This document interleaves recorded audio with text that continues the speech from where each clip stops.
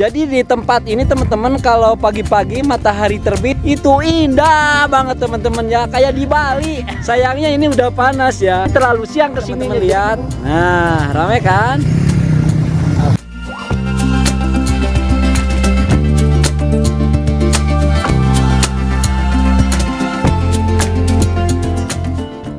Oke ya, kita lanjutkan ke hutan ya. Soalnya kita buat kontennya di hutan saja karena di sini panas.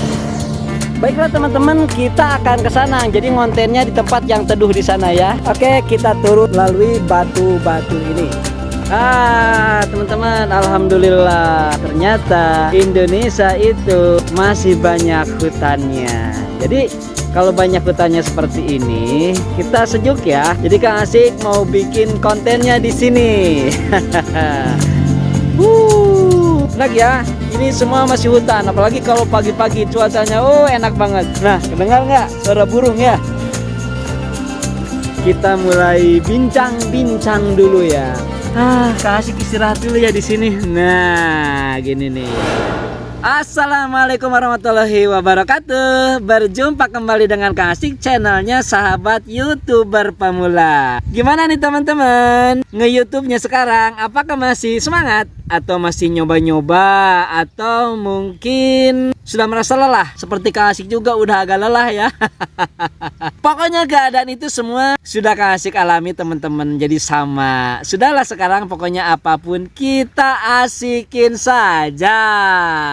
Tujuannya jadi biar hidup ini santai, bahagia, akan tetapi punya masa depan yang cerah tentunya, insya Allah. Kalau berbicara masa depan yang cerah, pertanyaannya, di manakah cahaya kecerahan itu adanya? Ya di sini, di hati kita sendiri. Ya di hati teman-teman semua. Oke, langsung saja pada kesempatan konten video saat ini, Kang Asik akan menyampaikan tentang 4 hal yang akan membuat betah penonton di channel kita. Antara lain, yang pertama adalah kredibilitas, yang kedua adalah informasi, yang ketiga adalah emosi, dan yang keempat adalah personality. Demikian. Keempat komponen ini antara satu dengan yang lainnya dalam sebuah channel YouTube itu tidak boleh dipisahkan. Kalau dipisahkan berarti ada sesuatu yang hilang. Kalau sudah ada sesuatu yang hilang, maka tidak akan ada lagi sebuah kepercayaan untuk channel kita.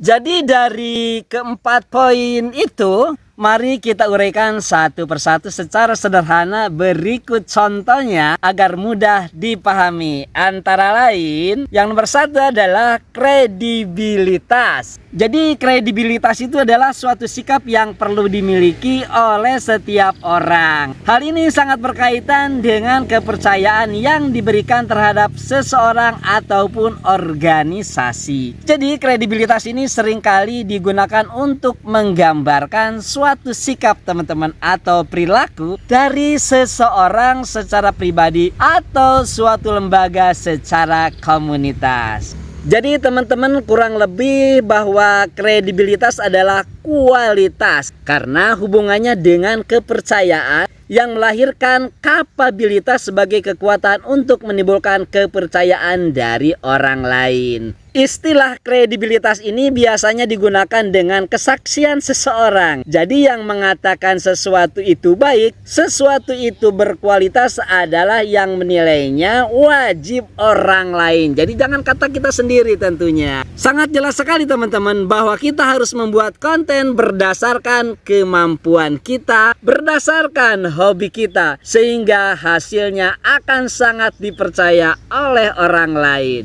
Contohnya, channel kita itu bisa dipercaya oleh penontonnya, oleh subscribernya, karena memiliki sesuatu manfaat yang sangat besar. Misalnya channel tutorial YouTube, dalam menyampaikan suatu materinya sangat serius, telaten, sabar, dan tidak berbelit-belit, sehingga penonton bisa mengikutinya. Serta nih teman-teman, apabila ada materi prakteknya mudah dipelajari dan hasilnya pun sesuai dengan apa yang diarahkan oleh konten kreatornya. Pokoknya teman-teman, konten kreatornya itu niat banget untuk menyampaikan ilmunya itu sesuai dengan pengalaman yang telah ia lakukan sampai berhasil. Yang nomor 2-nya adalah informatif. Jadi informatif itu adalah suatu bentuk isi pesan yang bertujuan untuk mempengaruhi khalayak. Jadi khalayak di YouTube itu berarti penonton atau subscriber kita dengan jalan memberikan penerangan. Penerangan berarti menyampaikan sesuatu apa adanya. Jadi jangan bohong, jangan iming-iming doang atau hoax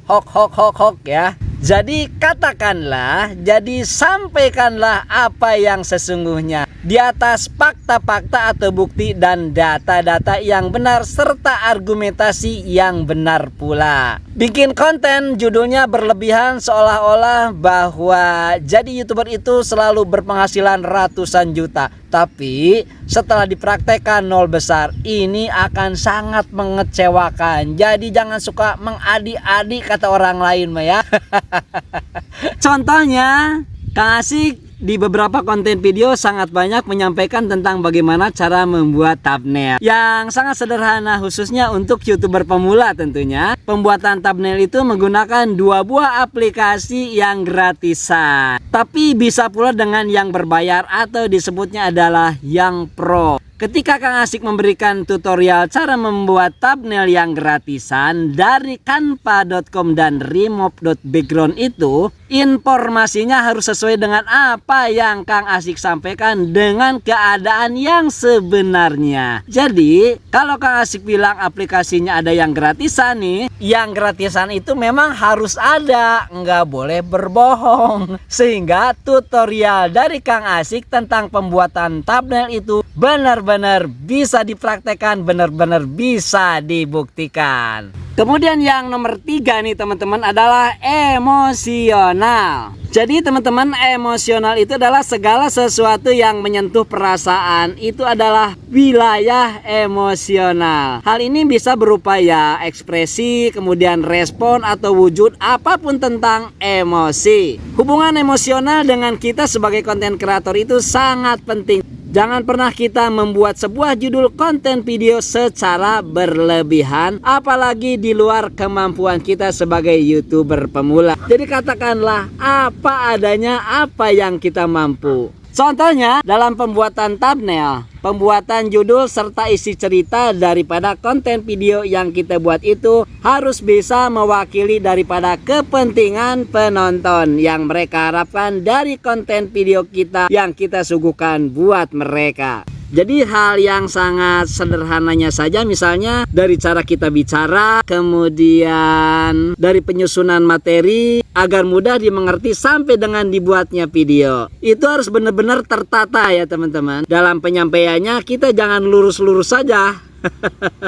Seperti baca berita ya begitu, agar hubungan emosional antara kita konten kreator dengan penonton benar-benar terjalin. Sehingga teman-teman, apabila penonton sudah menyimak konten video kita, minimal mereka akan selalu mengingat nama channel kita karena mereka puas dan berkesan, atau istilah kerennya adalah remarkable moment, sehingga konten akan lebih cepat berkembang insya Allah. Baik teman-teman, sekarang adalah yang nomor 4 atau personality.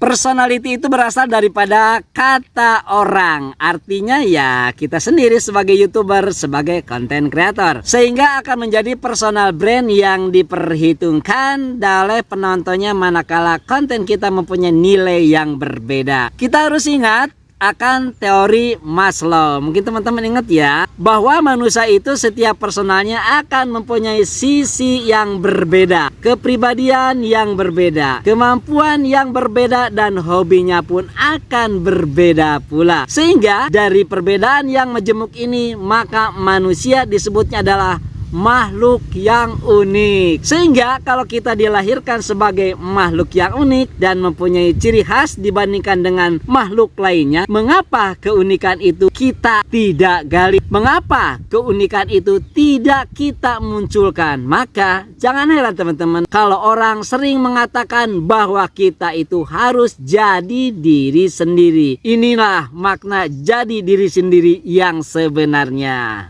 Contohnya, andai kita membuat sebuah konten video, kita terinspirasi dari seorang YouTuber senior yang subscribernya sudah ratusan ribu. Kemudian kita merasa simpati karena YouTuber itu sangat viral dan digandrungi penontonnya karena kita saking ngebetnya, saking ngepennya dan ingin terkenal seperti dia. Maka cara bicaranya, gestur tubuhnya, sampai cara merokoknya di depan kamera dia tiru, dia ikuti. Pokoknya copy paste banget dah. Nah, ini jangan sampai seperti itu. Jadilah diri sendiri teman-teman. Kita harus percaya diri apa adanya. Kita harus bangga dengan diri sendiri. Karena kalau kita pertanyakan kenapa orang lain mampu, ya kita juga pasti bisa seperti mereka. Nah ini penting teman-teman. Kalau ada pertanyaan misalnya, emang ada yang salah ya Kang Asik dengan cara seperti itu kalau kita mengikuti tren-tren mereka? Ya enggak salah juga sih teman-teman. Kenapa? Wong enggak ada aturannya kok. Hanya pertanyaannya Kang Asik sederhana saja. Apa enggak capek ngikutin gaya orang lain? Apa enggak lelah setiap kita bikin video menunggu jatuhan ide konten dari orang lain?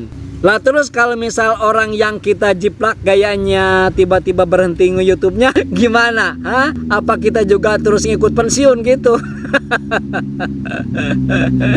Ya kalau kata Kang Asik sih ya kalau niru boleh-boleh saja teman-teman, kenapa tidak, itu kan hak ya. Tapi yang mbok modifikasi, lanjutkan inovasi and be yourself. Jadi tetap jadilah diri sendiri. Oke deh teman-teman, saya Kang Asik mohon undur diri untuk pamit dan berjumpa lagi di video berikutnya. Wallahu muwaffiq ila aqwamit thoriq. Assalamualaikum warahmatullahi wabarakatuh. Jos.